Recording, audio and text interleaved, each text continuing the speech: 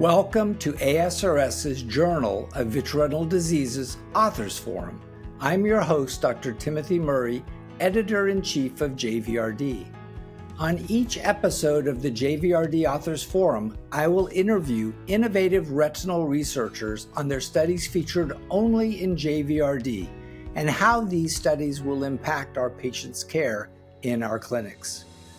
Tune in to hear directly from investigators about the clinical implications of the newest and highest quality research in the field of retina. Welcome, I'm Dr. Timothy Murray, Editor-in-Chief for the Journal of Vitreoretinal Diseases. It's my pleasure to bring you two of my co-authors on our manuscript, Peer Review Essentials, Reviewing Manuscripts for the Journal of Vitreoretinal Disease. I'm joined by my friends and colleagues, Dr. Aleksandra Rachitskaya at the Cleveland Cole Eye Institute and Dr. Yonekawa from the Wills Eye Hospital, Mid-Atlantic Retina. Welcome, Yoshi and Aleksandra. Thank you so much for having us. Great to be here.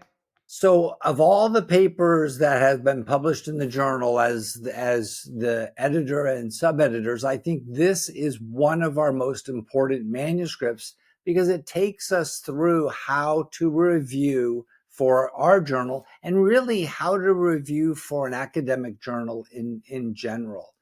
Aleksandra, why don't you give us some idea of what you think the key take-home points are from for reading this journal article?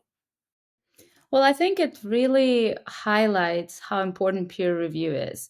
And being a peer reviewer, obviously, one contributes to advancement of our field because you really look for articles and manuscripts that could educate and bring most novel things that are being worked on in ophthalmology, in our case, retina. I think also it teaches you, I learn a lot from peer review, and I think doing peer review has helped me to be a better writer and potentially a better researcher. And in this particular manuscript, we really focused on kind of the topics, right? How do you do peer review, starting with how somebody gets picked for a peer review and then going through the steps of the process.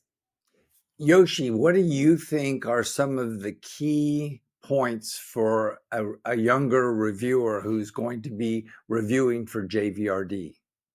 Sure. Well, I first want to say that this article, you read it and then you realize how much goes into a thoughtful review.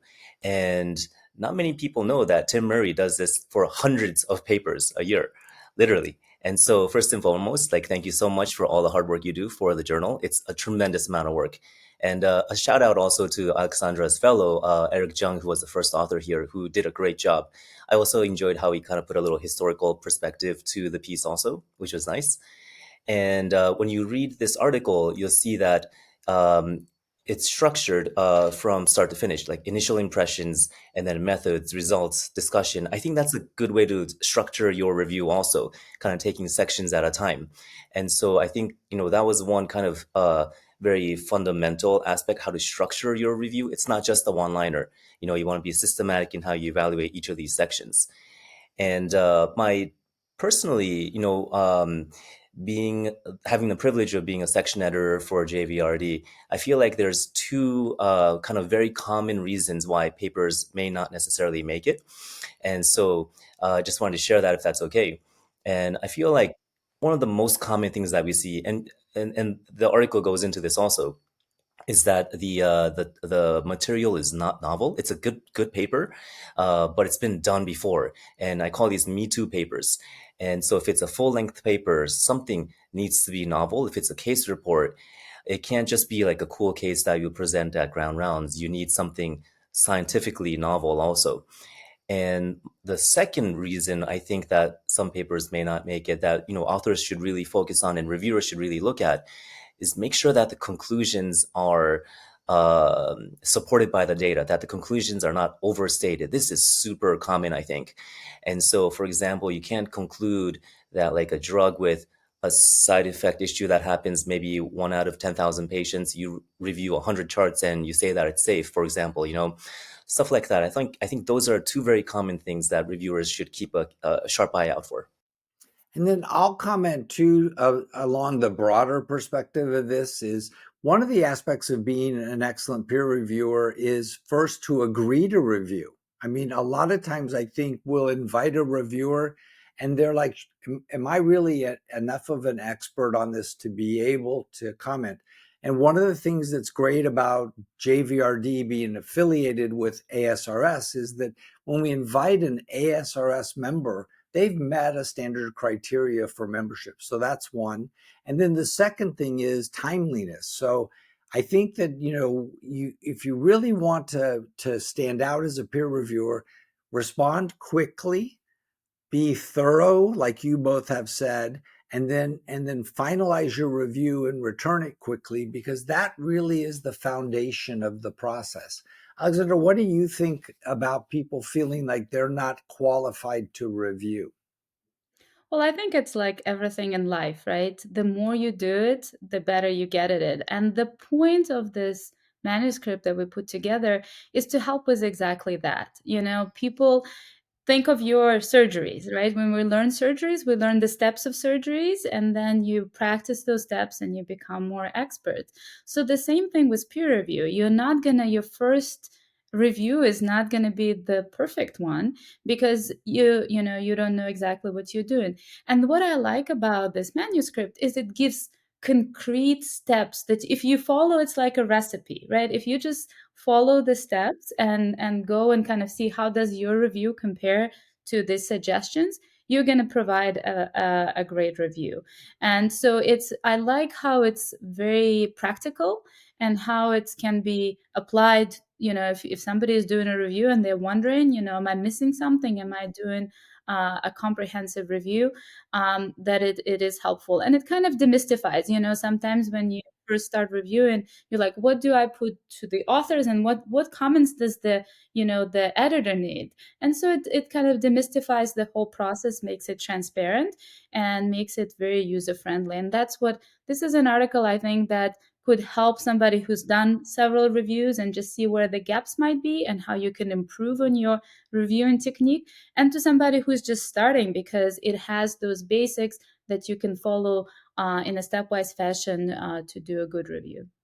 And then Yoshi, one of the things that I think people sometimes don't understand when they have an article under review is that we do a multiple peer review process. So at no time is your article reviewed by one person. So as you alluded to, I'm looking at the article, you guys are looking at the article as sub-editors, and we require a minimum of 2 independent academic peer reviews. So we put a lot of effort into every article. Even if we reject an article, we put effort into looking at that article itself. What are your thoughts on that process?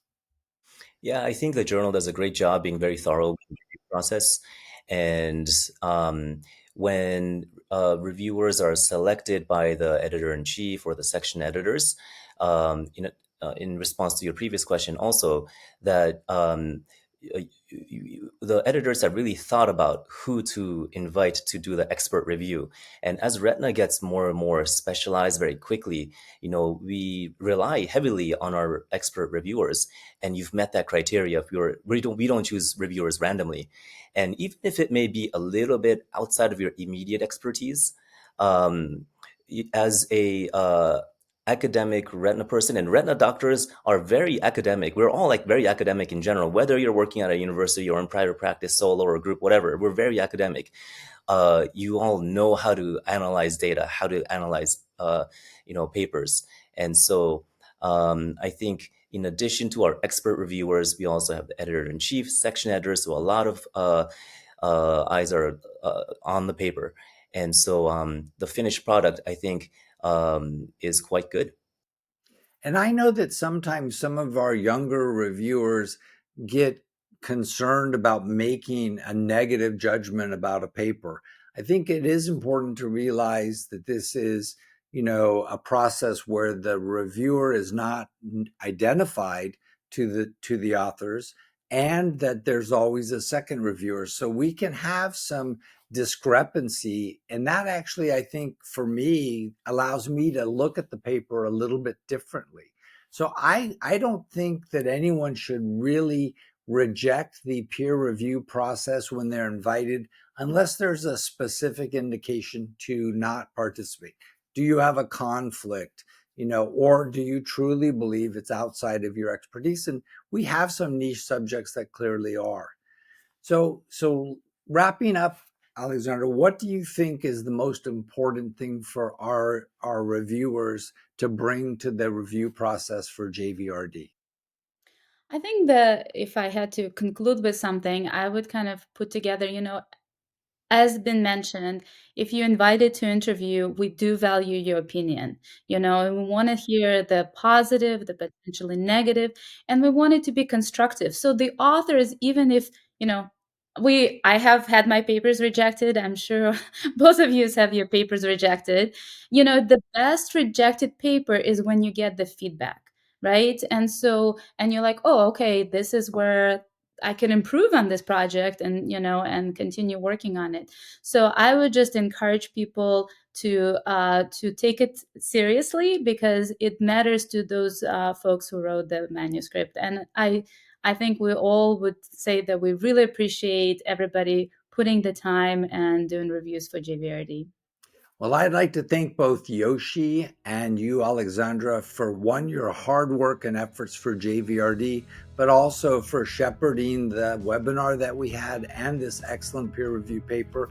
So from JVRD and ASRS, I'd like to thank both of you for joining us for the Authors Podcast. Thank you. Thanks for tuning in to the JVRD Authors Forum. You can watch and listen to more episodes on the ASRS YouTube channel and on popular podcast directories, including Apple Podcasts and Spotify. Visit www.asrs.org/JVRD forum on the ASRS website to learn more. See you soon.